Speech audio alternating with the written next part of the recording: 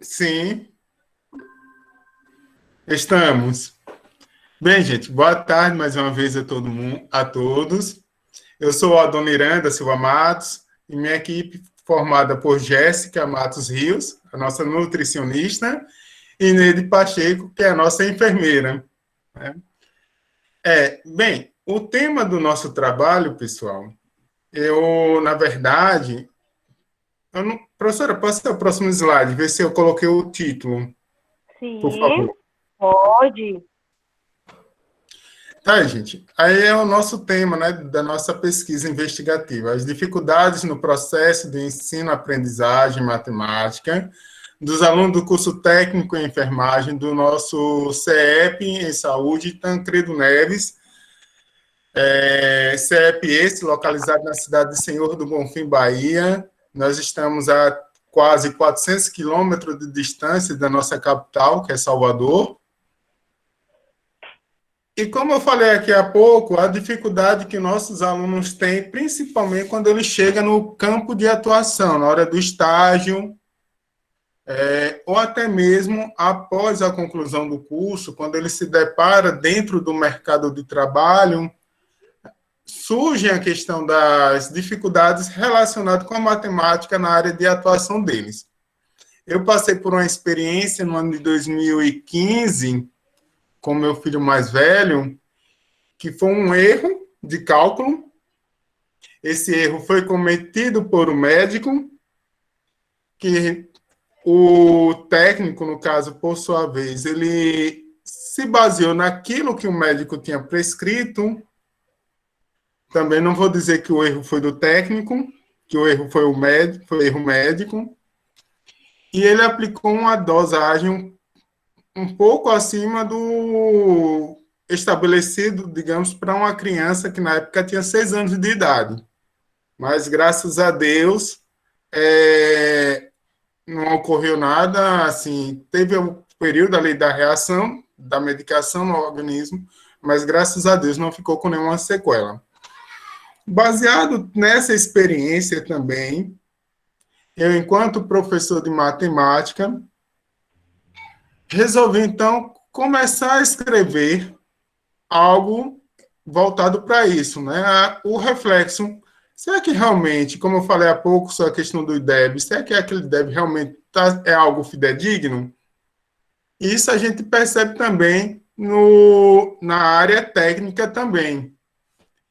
Então, foi baseado nisso que eu comecei a pensar em fazer um trabalho investigativo nessa área.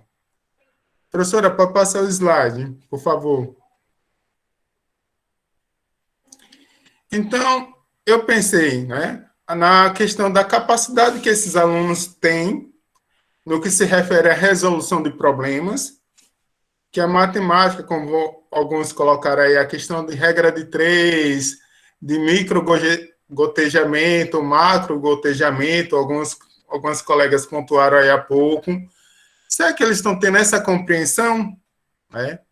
E aí eu coloquei também para vocês a formação profissional que acompanha as preocupações presentes em todas as áreas de ensino, no sentido de buscar metodologias e práticas inovadoras, que estas, por sua vez, possam responder a essas novas exigências no mercado profissional. Eu costumo dizer sempre aos meus alunos o seguinte, que qualquer pessoa pode fazer um curso técnico, porém o mercado só vai absorver os melhores. Né? Eu posso fazer um curso técnico de enfermagem? Posso. Mas se realmente eu estou me qualificando devidamente para que o mercado possa me contratar, será que realmente eu vou dar conta do meu trabalho, né, nessa profissão que eu estou querendo, né, avançar? E aí colocamos dentro da metodologia também o presente projeto, que era um projeto de intervenção, só que a gente está trazendo como projeto de investigação também, terá como sujeitos alunos matriculados no CEP Tancredo Neves, né, como eu falei há pouco, localizado no município de Senhor do Bonfim, Bahia, visando a melhoria na aprendizagem de matemática. Mas não é somente os alunos que são sujeitos dessa investigação. Os alunos, os professores, a equipe gestora da unidade escolar também. Próximo slide, professora, por favor. Trata-se de uma pesquisa que contempla uma revisão de literatura e também um estudo documental realizado a partir da análise das matrizes curriculares do CEP Tancredo Neves. Próximo, professora. O trabalho será realizado em uma escola de formação de técnicos de enfermagem, onde gestores, docentes e alunos, discentes no caso, serão convidados a participar do estudo e da implementação de ações interventoras propostas. Esse aí, gente, então é uma ideia desse nosso projeto de pesquisa que a gente quer, na verdade, não somente deixar no papel, mas de fato a gente quer colocar isso em prática para visando, na verdade, uma melhoria mesmo na aprendizagem da matemática, formando também técnicos de enfermagem que tenham uma segurança maior quando eles forem para o seu campo de atuação. Vou passar a palavra agora para a nossa colega Neide Pacheco, que ela, como enfermeira, quer falar algo também a respeito. Então, ele fala assim, enfermeira, mas eu sou formada em ciências biológicas e fiz também enfermagem. E já atuei como colega, né, do Adoniran, nesse centro de educação. E lá, nós, assim, percebemos bastante a dificuldade que os estudantes têm, até porque muitos chegam, assim, vindo de algum tempo sem estudar, né? E eles têm essa dificuldade e têm sempre essa pergunta: para que matemática, para que história, para que eles queriam somente as disciplinas próprias, né? De um curso técnico, só as específicas, eles não queriam a parte diversificada. Mas aí a gente, quando eles chegam numa parte que eles vão ver cálculo, né, de medicação, como a dona Irã falou, a gente faz cálculo de gotejamento, a gente faz cálculo de dosagem, muitos cálculos são realizados dentro da área. Mas os meninos, a grande dificuldade deles mesmo, não é nem essa questão de falar assim, o cálculo em si, mas quando a gente tenta ensinar para eles, lá dentro da nossa disciplina, né, que a gente tem várias disciplinas que abrangem isso, e principalmente farmacologia. Aí você quer ensinar para eles, por exemplo, regra de três. Eles não sabem uma regra de três simples, assim, da forma que deveria ser. Então, a gente busca, né, a gente com as disciplinas específicas do curso, a gente busca o auxílio dos professores de matemática e de física, para estar, de química, para estar nos ajudando na parte mais específica. Porque, como a dona Irã disse, um médico fez uma prescrição de uma medicação que deve ser a questão de equivalência peso, né? Como nós temos outra colega enfermeira aí também que vai estar falando, aí às vezes o técnico de enfermagem, ele tem que estar atento a isso, para uma dosagem muito grande, a depender do tamanho da criança. Às vezes a criança tem aquela idade, mas ela não tem um peso adequado, o perfil dela, ela não tem o organismo para receber aquela dosagem que o médico prescreveu. De repente, por ela ter um peso baixo, abaixo, ou se ela tem um peso mais acima, porque tudo isso, né, a gente tem que fazer cálculo, ponderar e ver essas medidas. Então, a enfermagem, ela lida muito com isso, e a matemática, ela é essencial para o técnico, para o enfermeiro, para todos esses profissionais. Não só para nós, para todos os profissionais ela é essencial.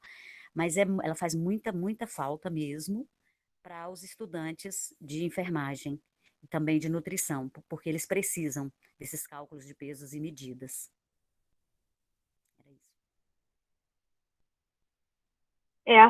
É assim mesmo. Obrigado, Neide. Obrigado, Adoniran. Okay. Disponha, professora. Você vai falar algo, Jéssica? Professora, eu só queria complementar o que Neide falou, né? Que eu também sou professora de curso técnico e o que eu mais vejo hoje é meus alunos com dificuldade na matemática, né? A gente faz muito cálculo de micronutrientes, macronutrientes, são carboidratos, proteína e lipídios, que a gente tem que calcular para o paciente. Então, como ela falou, cada erro em um cálculo desse é a vida de alguém, né? Então, o que a gente mais trabalha na sala de aula é essa questão da matemática, que é uma dificuldade como um todo, né? As pessoas chegam no curso de nutrição, nem só o técnico, mas a graduação também. Ai, meu Deus, só matemática, para que tanta matemática? Para mim seria mais a biologia, a ciência, né? E a disciplina voltada para si. Mas a gente percebe que essa base que deveria ser trabalhada logo no início, né? Porque o aluno, eu principalmente quando eu fui para minha graduação, né, que é um depoimento meu, foi meu primeiro questionamento. Por que disciplina de português? Por que disciplina de matemática? E com o tempo a gente começa a entender a importância disso. Mas aqui que a gente vem entender, a gente já criou resistência. Então, acho que já deveria já trabalhar isso nas escolas antes de um aluno ir para uma graduação ou um curso técnico. É assim, a matemática é importante em todas as disciplinas. Isso temos que ter sempre presente. Você pode ser de letras, pode ser de saúde, pode ser biológico, de ciências biológicas, mas a matemática é importante. Isso é uma ensinança que tem que ficar desde o ensino das crianças, dos meninos. Muito interessante, obrigado à equipe 5. E agora nós vamos ouvir a equipe 6, que é a equipe da Graciela Lucilene.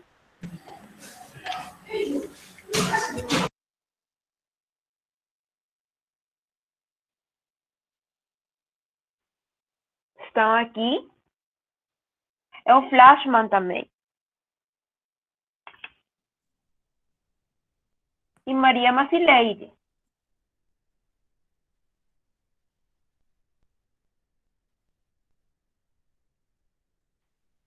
A equipe está.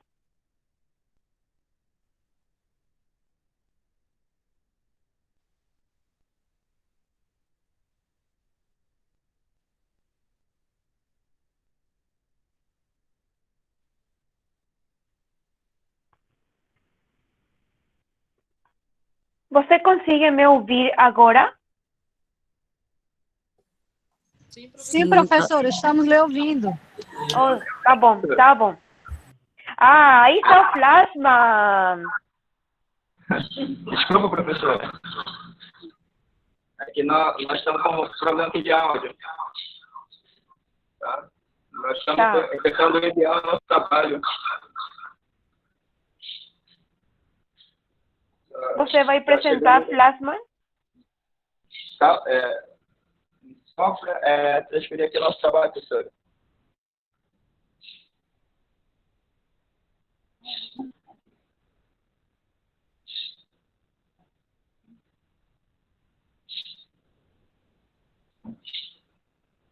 Já chegou no trabalho, professora? Flashman, eu não consigo ouvir bem você. Poderia me repetir? Já chegou no trabalho, professora, aí? Nossos slides. Estamos tendo dificuldade em enviar. Slide, eu vou pesquisar um momentinho.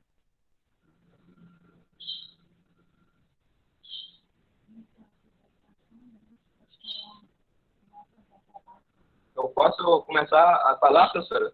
Para não atrasar? Sim, pode. Tá. O nosso tema de investigação é o uso da tecnologia assistiva no processo de ensino-aprendizagem do aluno com baixa visão na escola regular. Tá? Nós achamos a problematização que as dificuldades de professores quando se encontram com alunos com baixa visão. Tá? E veremos que, tanto na escola pública, como na escola nazeira de Taipe, do 6º ao 9º ano, e do 1º ao 3º ano do ensino médio. As limitações dos alunos com baixa visão, no projeto escolar mesmo. E se os professores que atuam com esses alunos recebem instruções adequadas quanto ao uso ou não da tecnologia assistiva junto ao atendimento educacional especializado. Justificativo. A educação de alunos com alguns tipos de deficiência tem sido alvo de intensos debates nesses últimos anos sobre seu molde e o modo de atender a demandas específicas. Na escola, sempre tem alguns obstáculos que podem dificultar o processo de aprendizagem dos alunos com deficiência visual. Professora, está escutando? Sí, estoy te escuchando. Tá. A concepção de que a deficiência ocasiona a dificuldade de aprendizagem é a falta de acesso ou adaptação de conteúdos escolares, tá? Até com a tecnologia que podemos utilizar para que os alunos possam aprender. Ter uma boa aprendizagem. Dessa forma, compete aos educadores, gestores e demais profissionais da escola preparar o ambiente para propiciar uma boa educação e a participação dos alunos, tá? E com a baixa visão. Nos objetivos, nós temos o objetivo geral, que analisa as ferramentas tecnológicas para que os professores atuem com maior capacidade de ensinar os alunos com baixa visão.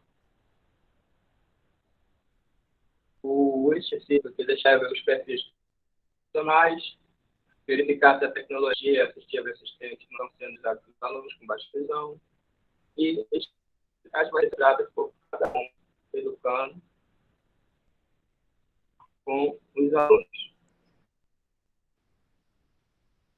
A metodologia, nós temos métodos e materiais. Durante a investigação do tema, a metodologia será adotada será pesquisa bibliográfica e de campo, através de métodos de levantamento de dados e através de entrevistas com pessoas que atuam com alunos de baixa visão. Da Escola Estadual, professora Nadira de Taife Muniz. A amostra vai a população, os participantes profissionais que atuam com os alunos. Temos as coletas de dados, o instrumento principal, que será o questionário com perguntas abertas com o objetivo de investigar como a escola está percebendo e vivenciando a apropriação da tecnologia assistiva para a inclusão dos alunos com baixa visão nas salas de aula. Era feito a partir dos dados coletados, com pretensão de analisar e discutir em cima dos dois eixos principais a ser investigados: a apropriação da tecnologia assistiva pelos professores da escola estadual e a necessidade do uso de ferramentas tecnológicas pelos alunos com baixa visão no contexto educacional. Essa é o nosso trabalho.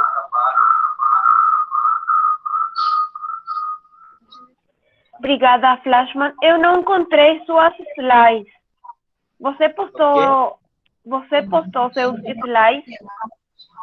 Ô, professora, nós estamos tendo problema ao enviar o nosso slide. Ah, tá bem, tá bem. A Luciana e a Marcileide. Nós três estamos aqui. Tá bom. E nós temos dificuldade de... Sim, eu leí seu trabalho. É muito interessante. Eu ia perguntar a vocês qual é a tecnologia que se usa com as pessoas, qual é a tecnologia assertiva.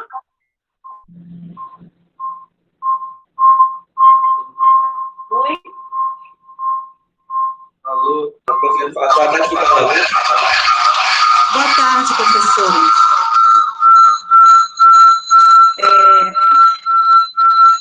Sobre as tecnologias assistivas, né, dentro da escola regular. Esse tema foi interessante porque agora, na atualidade, nós estamos passando por mudanças, né? E todos pela educação, então, se nós temos amparo na lei, que todos têm que se ingressar na educação, então as políticas públicas da educação especial, aqui no nosso país, né, ela tem tido esse olhar, né, nessa questão de inserir o aluno, né, o aluno com deficiência em todas as áreas da deficiência, para que ele seja inserido, né, e essa inserção seja uma inserção inclusiva, né. Então, na questão da baixa visão, esse tema investigativo aí, ele é interessante porque o aluno, ele vai chegar na escola e a escola tem que ter esse preparo para ele, né? Como é que um aluno de baixa visão vai encarar os conteúdos se ele não tem uma lupa, né? Então, a tecnologia assistiva, ela dá esse suporte para o aluno, né? Criando condições, né? Levando esses aparatos, esses recursos todos para dentro da escola, né? Para que esse aluno tenha êxito no seu estudo, né? E que ele não seja excluído, não seja colocado ao canto. Então, esse tema é um tema muito importante, nós achamos, e colocamos a nossa metodologia em cima disso aí. Ok? Tá bem, sim. Muito interessante o que você está falando, Lucilene, porque agora nós temos o desafio da inclusão nas aulas. E tem que ter as condições para que os alunos possam ser corretamente inseridos. Sim, professora, posso falar? Sim, você pode falar, Neide. Então, o que acontece com a inclusão é que veio as políticas de inclusão, né, escolar, porém vieram as políticas, mas no físico e também no humano não se disponibilizou isso. Por exemplo, a gente não consegue contratar um tradutor de Libras, porque não temos profissionais disponíveis. Tem o dinheiro para contratar, tem a política pública que possibilita isso, porém não temos profissionais capacitados. Nesse caso, nós recebemos alunos com deficiência visual, porém não temos profissionais para acompanhar esse estudante.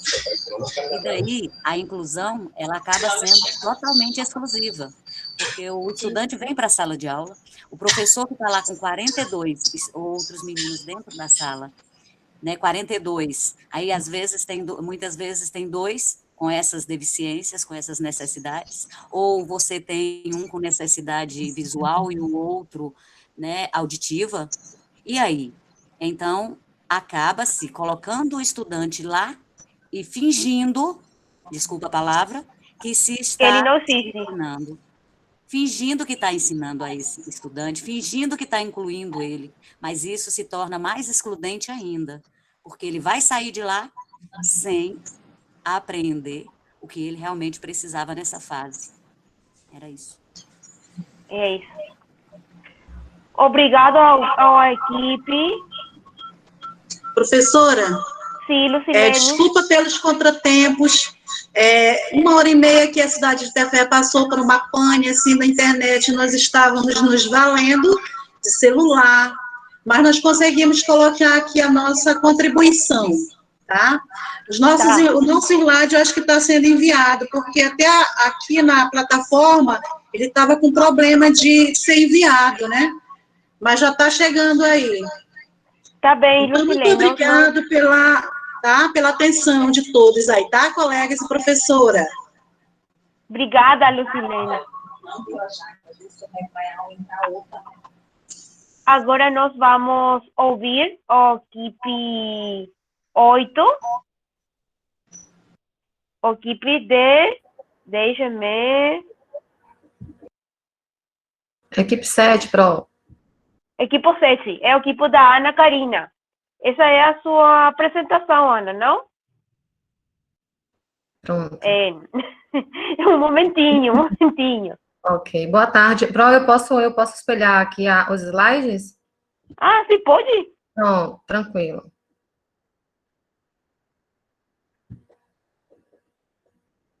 É isso, não? Um momentinho. Consegue enxergar aí? Todo mundo consegue visualizar minha tela? Sim, estamos visualizando. Pronto, tranquilo. Então, deixa eu... Pronto. Todos conseguem visualizar direitinho aí?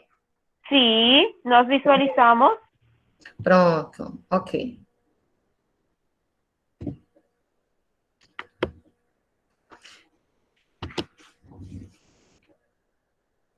Karina, você vai iniciar ou eu mesma?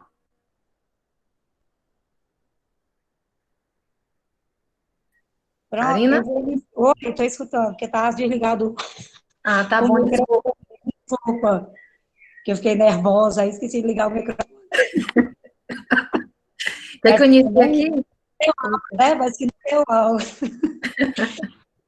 Boa tarde a todos, meu nome é Karina, a minha equipe é composta pela Núbia, a Lidiane, a Michelle, o Josuel, e assim, eu queria justificar a ausência da Núbia, do Josuel, né, que eles conversaram com a gente pela manhã. O José está com problema de acesso à internet na sua localidade, e a Núbia, agora à tarde, ela está trabalhando e ela não tem internet, então, por conta disso, eles não vão poder participar da apresentação. Mas aí eu, Michelle e a Lidiane, a gente vai fazer a apresentação do nosso trabalho. O tema do nosso trabalho ficou Educação na Pandemia, Aulas Remotas, uma solução temporária na Escola Flores. Bom, os ensinos, né, os sistemas de ensino, né, estavam funcionando normalmente, né, na sua rotina diária, e aí, de repente, né, surge o Covid-19, né, algo localizado, mas que com o tempo começou a avançar e chegamos a essa pandemia mundial que nós estamos agora. Essa pandemia, ela mobilizou todo mundo, né, para enfrentar esse vírus. Uma das medidas, foram tomadas várias medidas, né, mas uma das medidas essencial foi o isolamento social. Aí, com consequência disso, né, consequentemente, as escolas foram fechadas e as aulas tiveram que ser suspensas. Diante, né, de tudo isso, as autoridades de educação, né, os especialistas, tiveram, então, que, de forma emergencial, né, tiveram que discutir, né, sobre a necessidade de pensar em ações para garantir o acesso dos alunos, né, ao ensino, né, e, ao mesmo tempo, não perder-se de vista as medidas protetivas recomendadas pela Organização Mundial da Saúde. Então, ao mesmo tempo em que essas aulas temporárias elas foram suspensas, né, foi suspensa a aula, mas a gente deveria pensar que durante esse isolamento social a gente teria que manter as atividades educacionais e tentar minimizar os prejuízos, né, da ausência das aulas presenciais. Aí, pensando nisso, surgiu o grande questionamento, né, do nosso trabalho, que é como suprir as aulas presenciais e, ao mesmo tempo, minimizar essas perdas educacionais. Então, baseado, né, nesse grande questionamento, a gente gerou um objetivo geral, que foi investigar de que maneira a aula remota poderia ser um caminho para diminuir o impacto negativo na educação presencial e como é possível alinhar esse modelo de ensino às orientações da BNCC. E, especificamente, a gente quer estabelecer a diferença entre a educação remota e a educação à distância e avaliar qual das duas é mais viável como solução temporária durante a suspensão das aulas presenciais. E aí a Lidiane dá prosseguimento aí ao trabalho. Boa tarde. Meu áudio tá bom? Tá sim, Lidiane. Lidiane de Oliveira, né, continuando o trabalho, sou da área de letras. A abordagem qualitativa escolhida para o nosso projeto foi a investigação qualitativa, em especial o estudo de casos. E terá um contato direto e prolongado com o ambiente e a situação investigativa através de estudo de caso para atingir os objetos da pesquisa. Essa investigação qualitativa, a ênfase, né, não está nas estatísticas, porque quem se preocupa em fazer a ênfase na estatística é avaliação quantitativa. Então, a abordagem qualitativa, ela visa ter uma compreensão da situação investigada de uma maneira reflexiva. E essa abordagem, ela vai facilitar, além da descrição, a busca dessa compreensão de cada fato analisado. Agora a Michele vai continuar. Pronto. Aí trazemos aí o estudo, né, de caso. Na realidade, é um assunto muito recente, por isso que a gente vai trabalhar aí com a metodologia de exploração, tá? Trazendo o foco aí no caráter subjetivo do objeto, que vamos analisar, no caso aí, né, principalmente a questão dos professores, a forma que ele vai lidar com essa ferramenta, como a gente está agora utilizando isso, né, nas nossas aulas, que deveriam ser presenciais, estão sendo remotas, né, e seria interessante entender o comportamento com profundidade desse objeto de estudo e suas particularidades, utilizando diversos instrumentos e estratégias na coleta de dados, até porque a gente não tem ainda nada escrito sobre a situação que estamos vivenciando atualmente, né? Então, vai ser nessa abordagem aí. O locus e sujeito será na Escola Flores, localizado em Fortaleza, Ceará, né? E os sujeitos participantes serão os professores de educação infantil da referida escola, que é uma outra situação também, né? Quando a gente trabalha a questão do Fundamental 2 e médio, é muito mais tranquilo. Eu falo que eu trabalho, né, estou dando aula com aulas remotas, é muito mais tranquilo, mas quem trabalha com educação infantil é muito mais difícil. Então, a gente tem que buscar ferramentas para amenizar a situação, né, em relação à questão aí dessas aulas remotas. Finalizando aí nossa apresentação. Muito obrigada ao equipe. Sim, trabalhar com a educação infantil e aulas remotas é mais difícil do que a ensino fundamental ou do que a ensino superior. É um desafio. É verdade. Você quer dar aula e seus meninos estão dizendo, profe. Deixa eu só falar aqui rapidinho. Aqui em Salvador, muitas escolas que são voltadas para a educação infantil já fecharam, não retornam mais.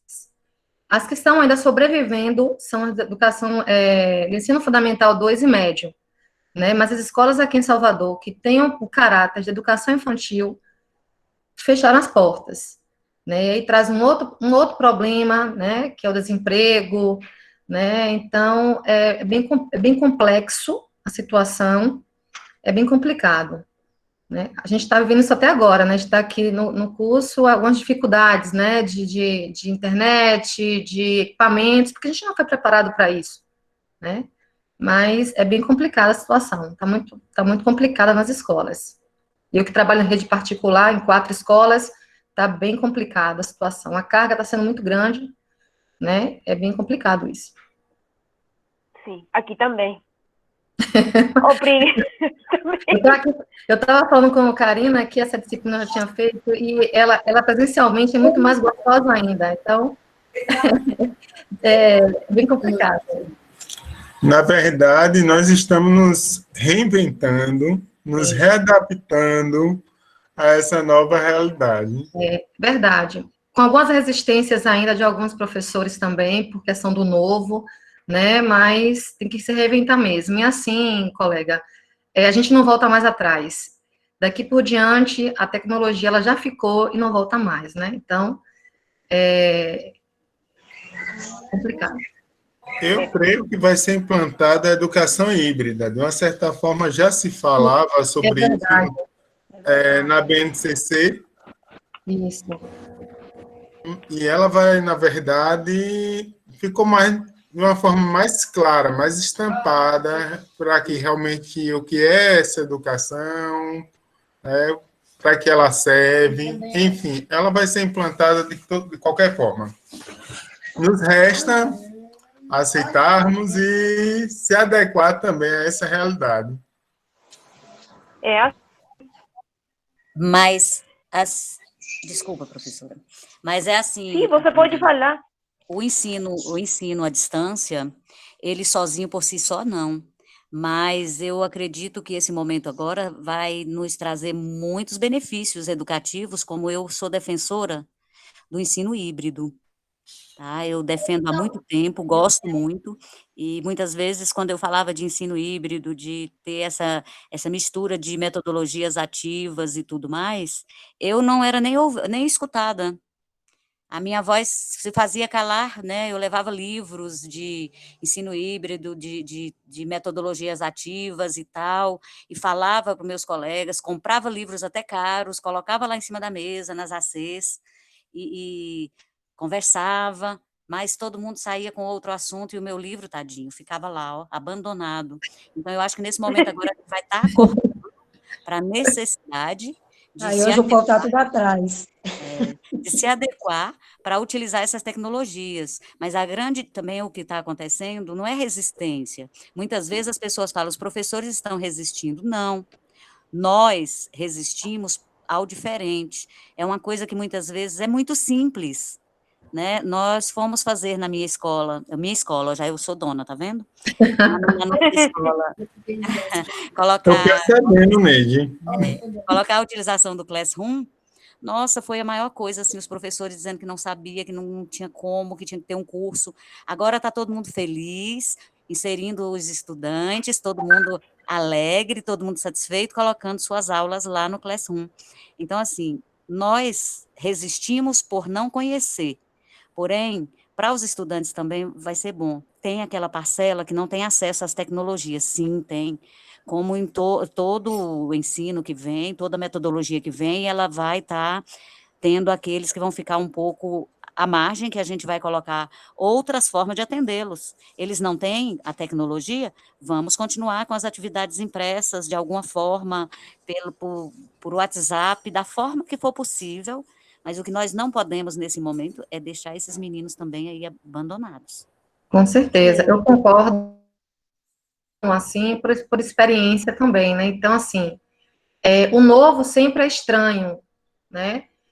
Eu sou amante da tecnologia há muito tempo, né? Eu sou formada em geografia, sou ecóloga, e, assim, eu sempre falei com os colegas a questão da tecnologia, sempre ela iria vir de qualquer forma. Então, quando eu trago a questão da resistência, eu não estou trazendo como um todo, mas as experiências que eu estou vivendo com os colegas, aqui, assim, de colocar empecilhos, às vezes, não se deixar, né, se permitir ao novo. Está todo mundo na mesma situação, alguns com um pouco mais de habilidade do que outros, né, mas, assim, a gente tem que se permitir, até porque a gente está numa pandemia, a gente não está num contexto que a gente quer estar, né? Eu sou uma pessoa que, eu estava vendo essa semana um colega falando da questão da afetividade, eu sou uma professora que gosto muito de estar na sala de aula com os meus alunos, né? Até porque, até a minha disciplina em si, como ela é uma disciplina técnica, a geografia é uma disciplina técnica, então, ela requer esse olhar, esse cuidado. Mas, assim, é tudo muito novo e a gente tem que, infelizmente, aceitar o novo. Não é criar, assim, um empecilho a todo momento. E eu falo com base nas escolas particulares, não só nas escolas públicas, mas nas escolas particulares. Então, cria-se um pouco, assim, de resistência. O medo ao novo existe com qualquer um, mas, assim, de não se permitir, né, a experimentar, porque eu só posso falar aquilo quando eu experimento. Se eu não experimento, eu não posso falar, né? Você colocou muito bem a questão do Classroom, né? Tinha uma questão também que eu vivenciei aqui de resistência, até que essa semana os colegas me pediram para a gente fazer a abordagem com o Classroom. Já tinha colocado isso para os colegas. Mas, enfim, é isso mesmo, vai ter que se adaptar de qualquer forma. Não pode também ter exclusão digital, também defendo que não pode acontecer isso, né? A gente tem que dar, como você falou muito bem, a questão da impressão. Também não pode descartar o antigo, porque eu vejo que tudo é importante, né, na construção do conhecimento, eu acho que tudo é importante, né, mas realmente se permitir ao novo, né. Só isso que eu queria falar. Concordo plenamente, Michele, com você. Eu também sou apaixonado pelas tecnologias, Eu falei da minha primeira graduação, matemática, eu também tenho uma segunda graduação, que é licenciatura em computação. Também na minha escola já tinha abordado, desde o ano passado, a questão do Google Sala de Aula para os professores, estar trabalhando como reforço para os alunos. E nessa mesma escola eu também sou articulador de área. E vejo que agora, depois dessa pandemia, eles realmente, né, vamos dizer assim, abriram os olhos, vamos dizer dessa forma, para estar trabalhando dessa maneira também híbrida. E eu vou ser mais taxativo. Hoje, aqui nas escolas de grande porte em Salvador, se o professor não se adequar ao sistema, ele é demitido, ele não vai permanecer. Ou o professor ele vai se adequar, ou ele vai ser demitido. Então, também tem um outro problema, né? É a situação aí de você ficar numa berlinda, né? Eu vi o comentário de Karina falando sobre a questão, né?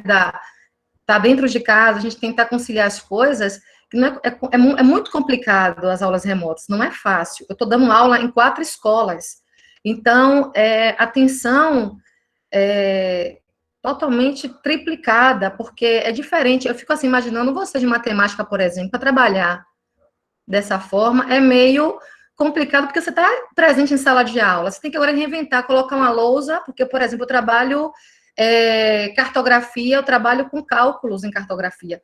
Como é que o aluno do 6º ano, que coitadinho, que nunca vivenciou a sala de aula, vai vivenciar uma aula remota? Então, é difícil, não é fácil, mas a gente tem que se permitir mesmo reinventar,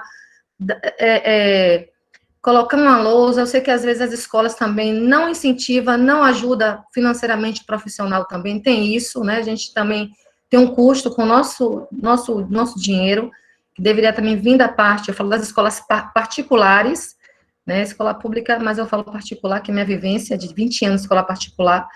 Então, é meio complexo, né, essa situação. É meio complexo, mas a gente vai vencer, né? Com fé em Deus. Sim, é uma questão de readaptação, como vocês dizem, a nossa nova realidade.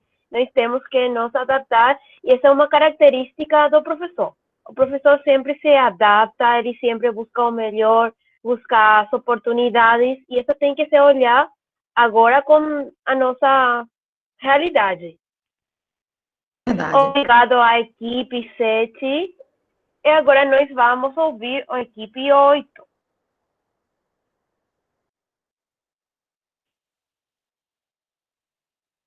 É a equipe de...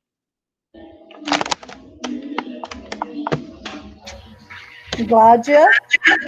É o o Arlisson. O Alisson. É a Gládia que está falando. Boa tarde. Indaleia. Boa tarde, Gládia. Nós estamos... aliás, nossa equipe é composta por a Gládia Gomes Arraes, o Alisson e a Lindeleia. Nós iremos trabalhar o processo de transmissão da pré-escola para o 1º ano. A gente acha que esse tema aconteceu por eu trabalhar na escola de 1º ano e sentir muita dificuldade com mães, com alunos, essa adaptação da saída do infantil para o 1º ano. Estão me ouvindo? Estou te ouvindo, Gládia. Pronto, agora eu fiz essa apresentação, agora o Alisson segue a justificativa. O Alisson? Você está vendo a sua apresentação? Sim. O Arlisson tinha justificado que poderia estar com um problema de conexão, mas se ele não... o Arlisson nos responda se estiver nos ouvindo, senão nós daremos continuidade. Acredito que não, professora. Darei continuidade, então. Você pode dar continuidade a seu colega. Pronto, como a Gláudia bem apresentou, o nosso trabalho ele gira em torno dessa pesquisa, que é o processo de transição. Há uma preocupação muito grande nesse processo de saída das crianças, que corresponde a essa etapa da educação infantil, geralmente hoje, com acessibilidade à educação, num período de 3 a 4 anos. Hoje, a Gláudia também mora no mesmo estado que eu moro, no estado do Ceará. No estado do Ceará, as crianças estão tendo oportunidade cada vez mais cedo de ingressarem na educação infantil. Mesmo sabendo que é obrigatório a partir dos 4 anos de idade, as políticas do estado do Ceará, elas sempre são muito, ela vem muito, traz essa preocupação do atendimento às crianças desde os 2 anos de idade.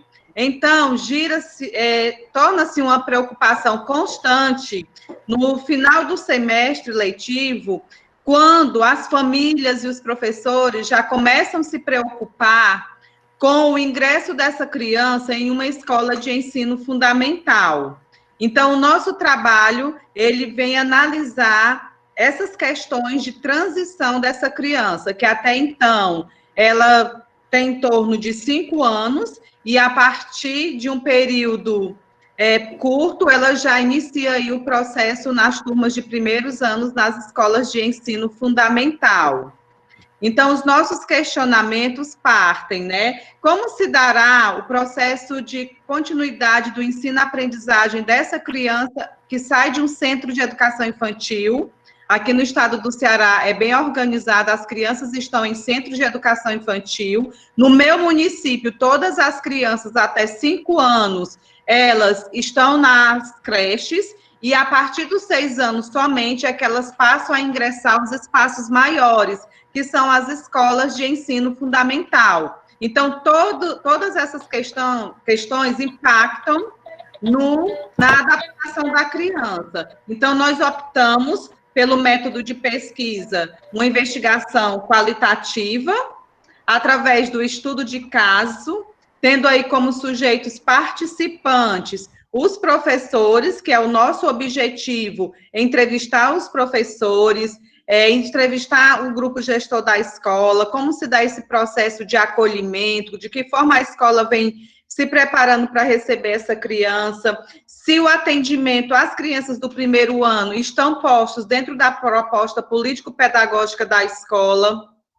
se a Secretaria de Educação do município, ela também dá um suporte pedagógico às escolas nesse processo de transição, e também ouvir as famílias, quais as expectativas das famílias, quais as expectativas das crianças em sair de um espaço, que até então é um espaço de interação, de muita ludicidade, onde o trabalho coletivo, ele acontece com maior intensidade na rotina. Então, como tratar essas questões ao inserir essa criança tão pequena ainda, né, de 5 anos, porque elas chegam lá nas turminhas de primeiro ano, muitas crianças ainda vão completar os 6 anos em meados de final de março, início de abril.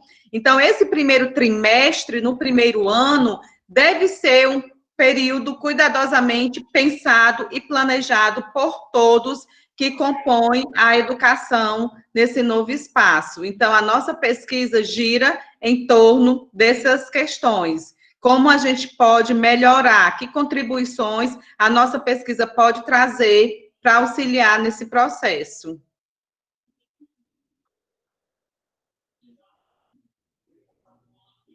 Obrigado, muito interessante. Eu vou perguntar, por que você acha que há essa diferença na mudança da ensino infantil ao primeiro ano? Porque na educação infantil nós temos uma proposta aqui no Ceará, que são as orientações curriculares para a educação infantil, que trabalham as questões da interação com as crianças, no espaço de ludicidade bem ampla. Já no ensino de 9 anos, que compreende aí do 1º ao 9º ano, nós temos uma outra política, que já são as políticas, né, que tratam do ciclo de alfabetização e avaliação, onde a criança que está no primeiro ao terceiro ano, ela corresponde ao ciclo de alfabetização, onde a partir desse momento a criança já passa a ter que adquirir algumas competências e habilidades que até então não eram propostas na educação infantil, como a questão da leitura. A leitura, a alfabetização, ela deve acontecer no primeiro ano e se consolidar aqui no estado do Ceará até o terceiro ano. Na educação infantil, nós não tratamos de alfabetização, mas nós tratamos de letramento. O que nós queremos dizer é que a criança, ela não está impedida de aprender a ler e escrever na educação infantil, mas essa proposta de alfabetizar cabe o ingresso ao fundamental. Então, por isso que vai ter toda essa diferença da criança que sai de um espaço de letramento para entrar num espaço de alfabetização, onde vem as cobranças, vem realmente as avaliações externas, as avaliações internas, para compor o que os nossos colegas falaram também, que já é o IDEB, né, lá a partir desse processo do ensino fundamental. Muito obrigada, linda Leia. Sim, mas você tem razão. Quando vamos fazer uma mudança de um entorno mais lúdico a um entorno que é mais rígido, é uma mudança para o estudante. Em todos os aspectos, professora. A família também começa a ser cobrada mais pela escola, porque até na educação infantil é muito cultural ainda que as famílias entendam que as crianças são pequenas, que elas não têm que atender tais exigências da escola, algumas normas, algumas regras. E já no ensino fundamental, a família também é cobrada por essa assiduidade da criança, né, por essa frequência, por essa correspondência na devolutiva das atividades. Então, todos aí são mais cobrados nesse momento. Família, a criança, professor e gestão, que é cobrado diretamente pela Secretaria Municipal de Educação para dar resultados. E os resultados têm que ser excelentes. Então, por isso, todo mundo tem que ter uma proposta unificada. Então, todos nós temos que nos preocupar. Secretaria, escola e família. É assim mesmo. Muito obrigado, linda Leia, por sua apresentação a toda a equipe.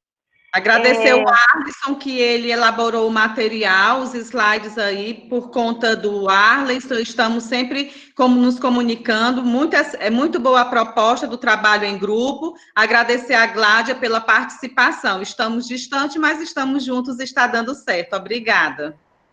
Sim, mas Obrigada, professora, obrigada também, Leia. Essa é a nossa realidade. Pode que nós não podamos estar juntos fisicamente, mas estamos conectados pela tecnologia. Obrigado à equipe. Agora nós vamos ouvir a Ioneide. Ioneide, você está na aula?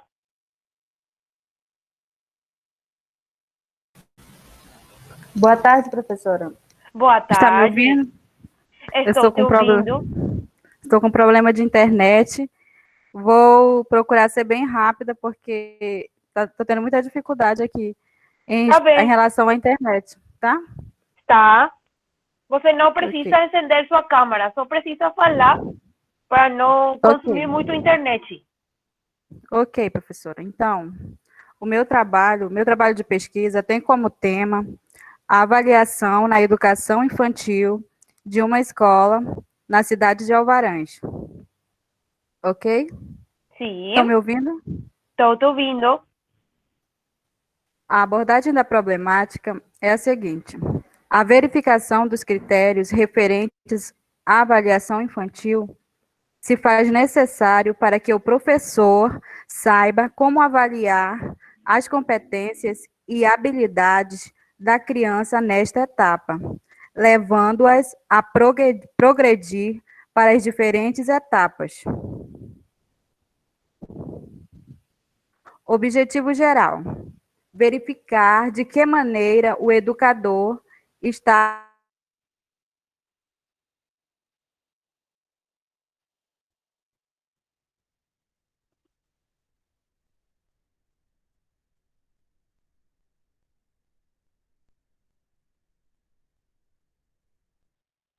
Oi. Oi. Professora, tá muito ruim a internet aqui em Alvarães. A gente não está conseguindo ter acesso, não. Tá muito ruim a internet daqui em Alvarães, no Amazonas. É a hora, é a hora onde a internet está ruim, não? Sim, tá muito péssima. Desde a primeira apresentação, ninguém consegue entender nada. Tá falhando muito. Muito ruído, né? É por isso que a Não. colega não está conseguindo também, que ela mora aqui no Amazonas, em Alvarães, e está essa situação. Você não se preocupe. Ioneide, não se preocupe. Eu vou escrever para ele, para ela. Ok, professor.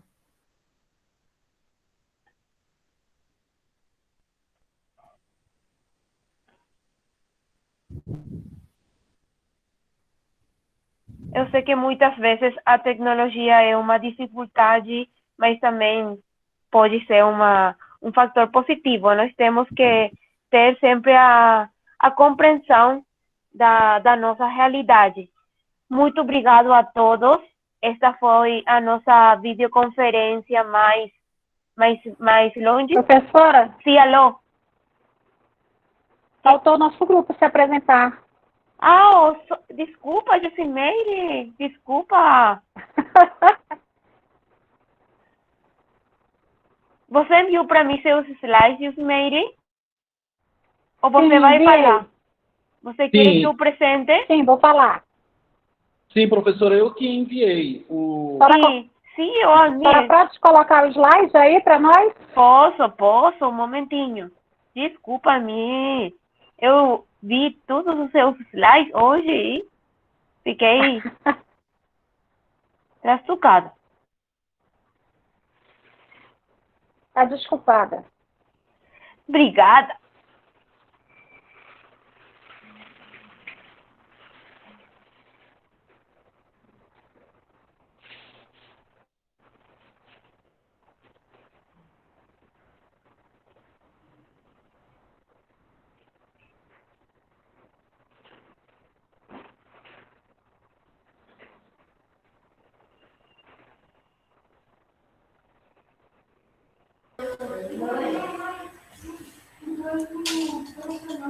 Professora, posso fazer uma pergunta à senhora? Pode. A senhora vai trabalhar também com a gente metodologia quantitativa? Não. Metodologia quantitativa você vai trabalhar com a professora Ana. Obrigado. Então, vou entrar em contato com Margarita, porque o pessoal do informático colocou metodologia quantitativa com o nome da senhora. Não. Alguém colocou mal. Desculpa. Nós temos que falar com Margarida. Ok, obrigado, professora. Eu vou apresentar agora. É isso, não? Sim. É correto? Sim, é indisciplina. Sim. Sim, um momentinho, ele está. Aí apresentou, não? Pronto. Sim, Pronto. esse mesmo. Nós podemos ouvir vocês. Tá? Tá. Sim, correto.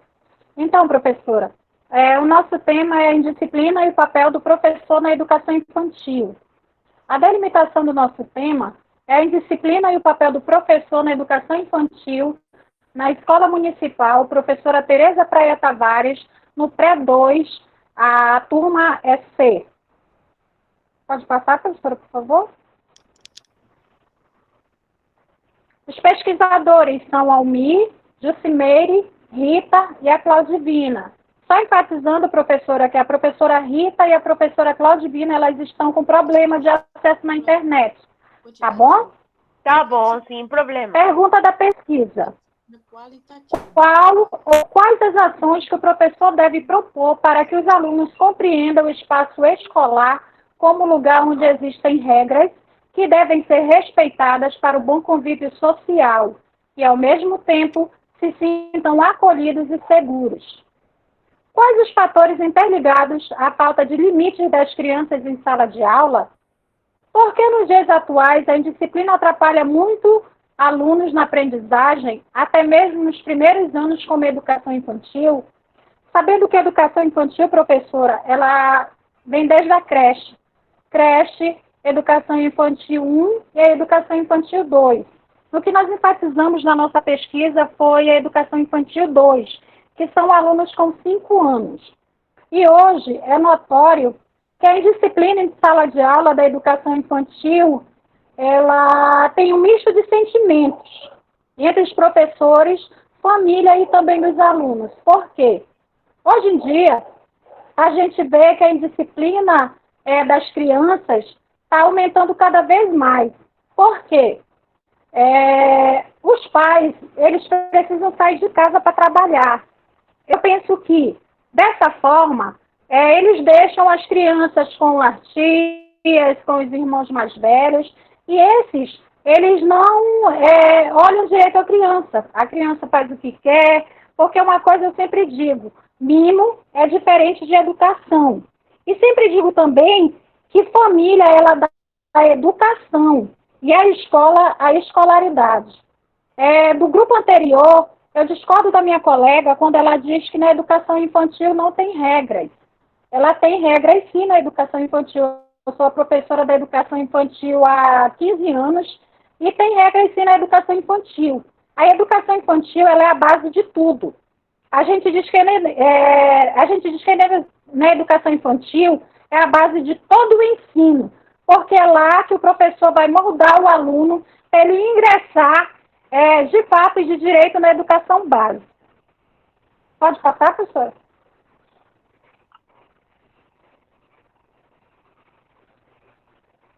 O objetivo geral: apresentar formas para lidar com a indisciplina na sala de aula, já que o professor precisa promover ações que façam com que...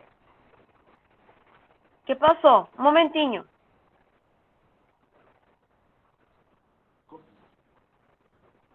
Momentinho, Jusimei. Sim.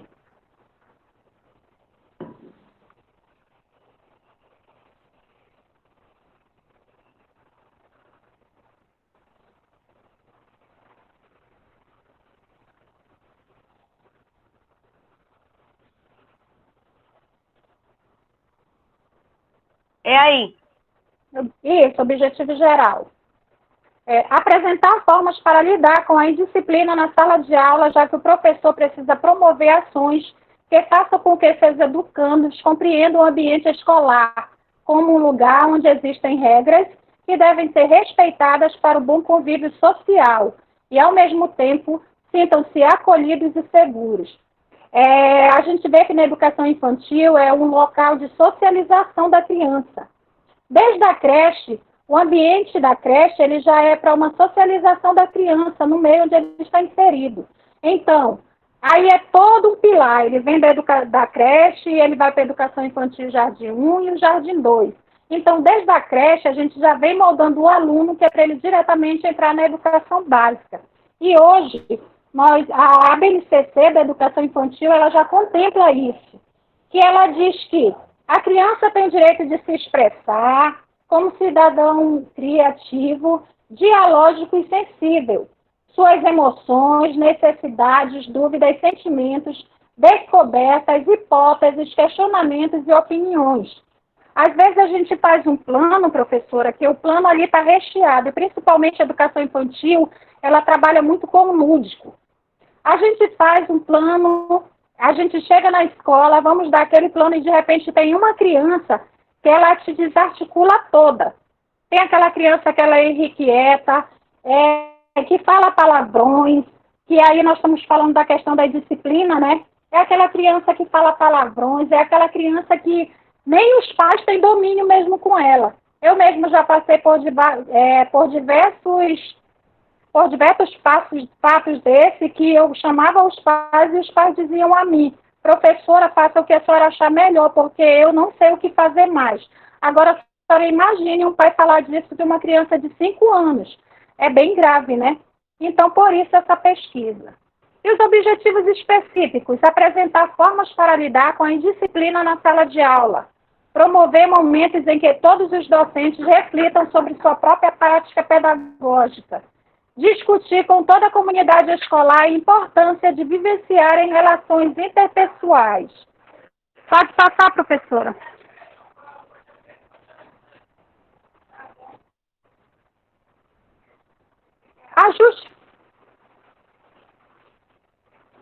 Só voltar um pouquinho, professora, aí. A justificativa.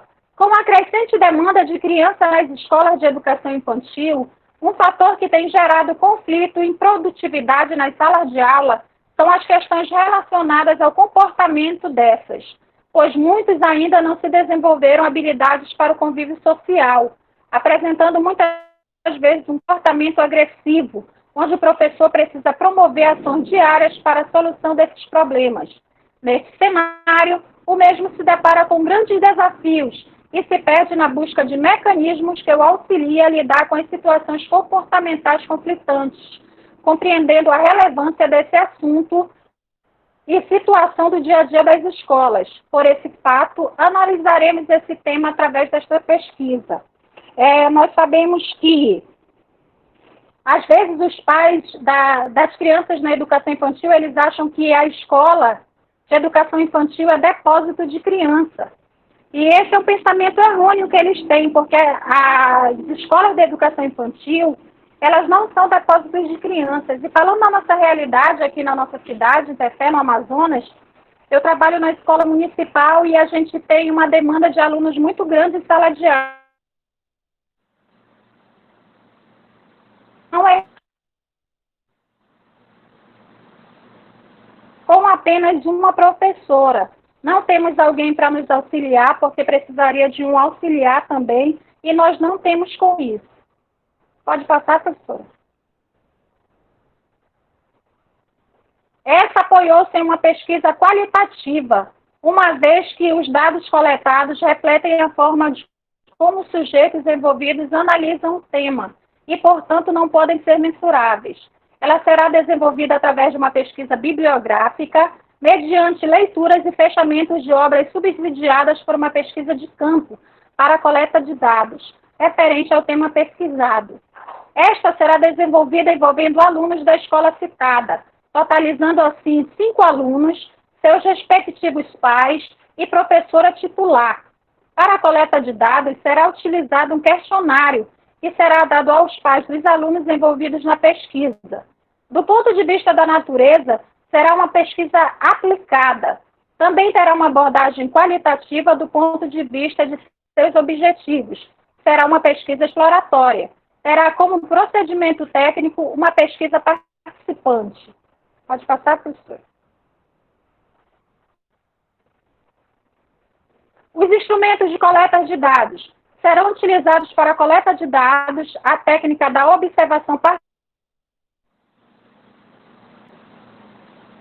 fenômeno observado, que a professora falou hoje de manhã, né?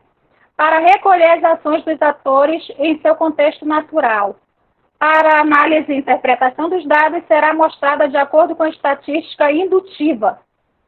A apresentação dos resultados será feita através de gráficos. Pode passar, professora, por favor? E nós vamos utilizar as referências da Constituição Brasileira, né? O Estatuto da Criança e do Adolescente e Paulo Freire. Se algum colega quiser falar, também pode. Professora, só complementar, nós estamos numa disciplina que é nesse modelo, né, que está sendo construída para nós, então nós precisávamos escolher um tema. As minhas colegas aí são professoras da educação infantil. A minha experiência com a educação infantil foi com língua inglesa há um tempo atrás, há umas 2 décadas atrás, porque eu já sou professor aposentado daqui do estado, e eu tive uma experiência muito gostosa da educação infantil. Então, nós fomos construindo, junto com a Jucimeire, essa realidade dessa escola no Amazonas, né? E foi se pontuando aí as perguntas, a linha de pesquisa, a metodologia a ser trabalhada, mas algo que eu queria pontuar, porque não será, é claro que não só meu, mas como de outros colegas, os nossos trabalhos, as nossas teses são diferenciadas, mas gosto muito quando esse trabalho ele traz a disciplina na educação infantil, porque a educação infantil ela é muito importante para todos os passos até o magistério superior. Eu sou professor, acho que 26 7 anos, eu estou uns 4 anos, tive a oportunidade de ser professor no magistério superior já. Então, eu tenho observado que os alunos também desse período, eles sofrem justamente a indisciplina, o olhar, ele vem lá das marcas que são deixadas na educação infantil. Eu sou psicanalista de formação, psicólogo genealogista, trabalho com transgeracional e venho observando as marcas que ficam na criança, né, nos primeiros anos, nos primeiros momentos dessa criança. E eu sempre falo para os meus alunos de terapia que se você quer construir algo, e eu sou um teórico que defendo isso, você tem até os 7 anos, 8 anos de idade para que você possa trabalhar ali os valores.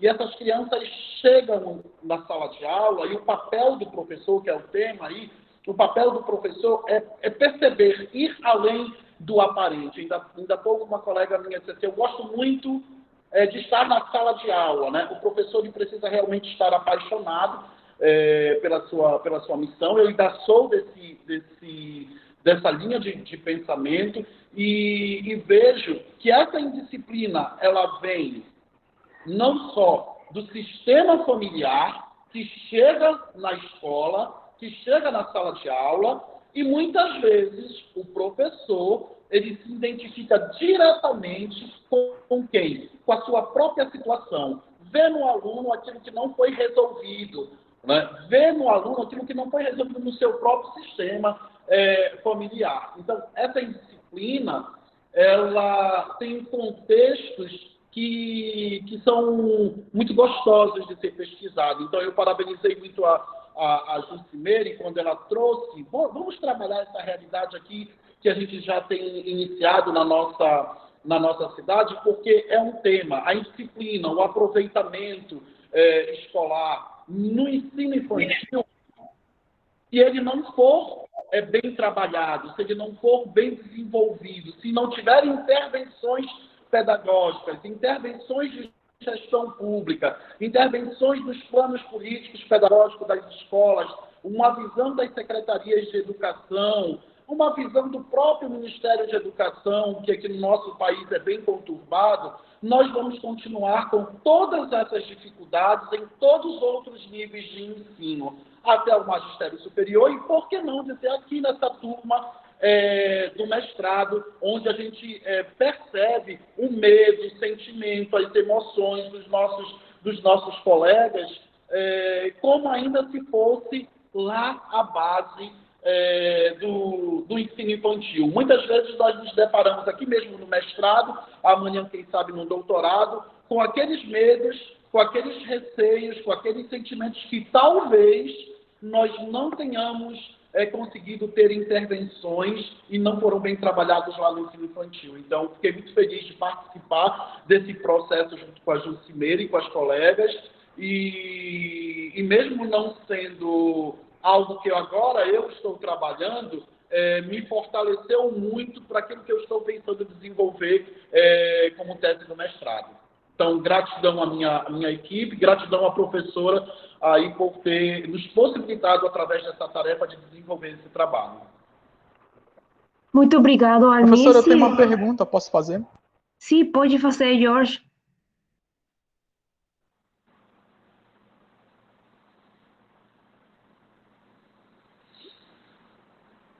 Pode falar, Jorge. Professora Linda Léo, também gostaria de falar, rápido e breve. Sim, pode falar. Oi. Okay. Eles colocaram uma apresentação de uma forma, né? Talvez uma solução para lidar com a possível indisciplina dos estudantes.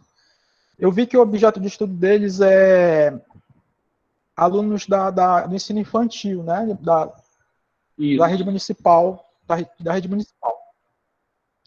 Colocaram um fator comportamento, né? E colocaram que os alunos, né, dentro da linha de pensamento, que ainda não despertaram habilidades ao convívio social. A minha pergunta vem a ser a seguinte, mas esse despertar para uma possível habilidade de um convívio social, o aluno ele já não vive em um meio social para ele poder despertar? Qual seria esse convívio social dentro da escola totalmente diferente?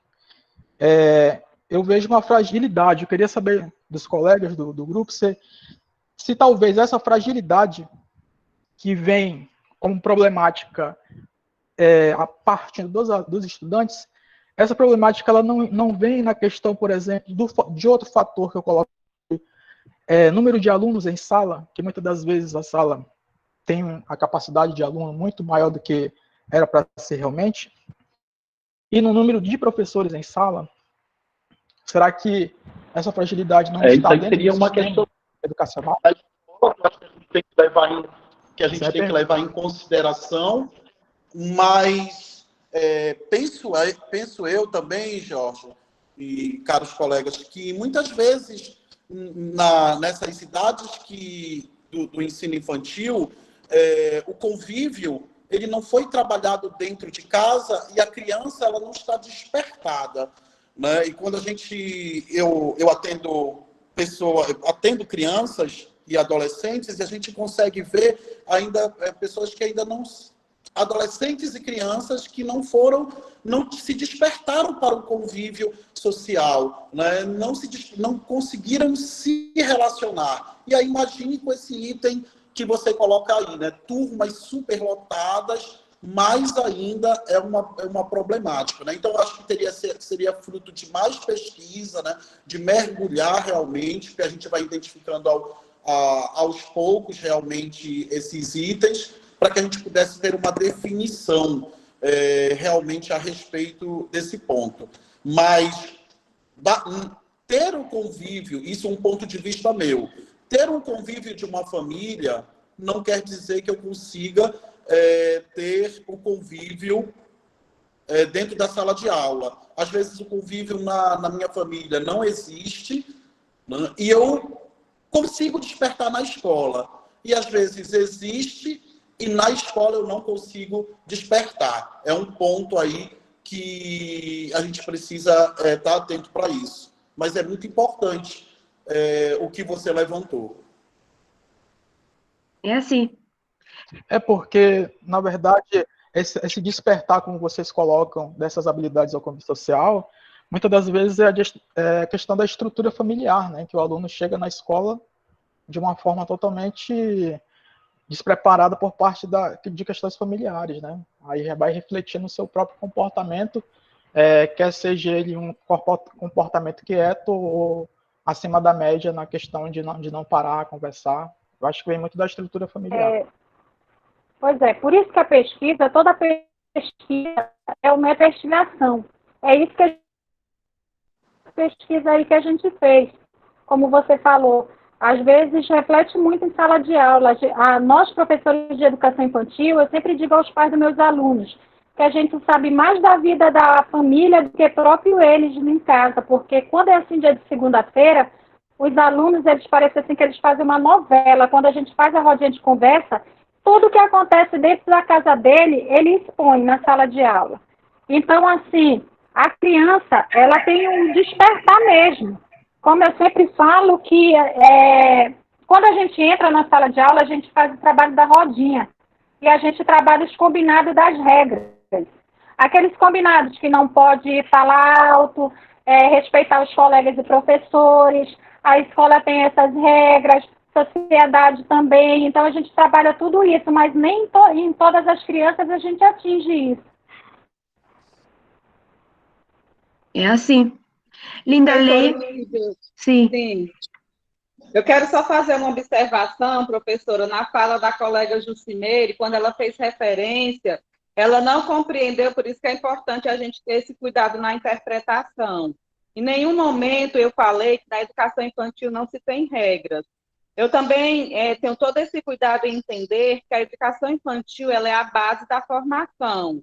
Eu não utilizo o termo moldar, porque nós não estamos como educadores para moldar, né? Mas para dar condições do sujeito se transformar dentro das habilidades e competências. Porém, o que eu falei no meu momento de trabalho é que as famílias, muitas vezes, quando a senhora professora perguntou o que difere a educação infantil do primeiro ano, é que as famílias, por culturas, elas já compreendem que na educação infantil, não necessariamente por não haver a exigência da obrigatoriedade da matrícula de 2 e 3 anos aqui no nosso estado, acredito que no Brasil também não é obrigatório, as famílias muitas vezes não atendem a todas as regras e normas da escola, mas quando nós nos tratamos de ensino fundamental, há uma exigência de carga horária, como nós estamos vendo, enquanto nesse período de pandemia, a carga horária da educação infantil ela foi flexibilizada,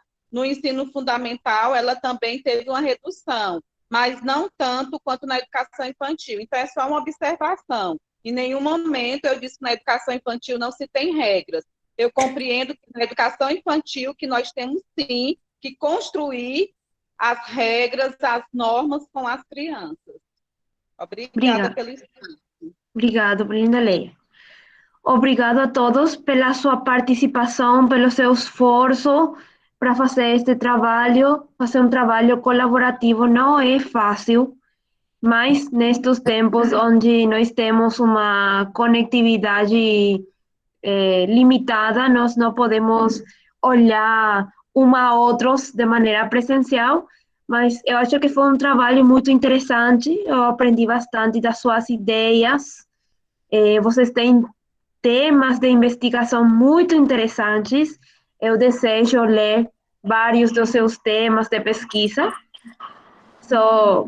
Muito obrigada pelos 3 dias de trabalho.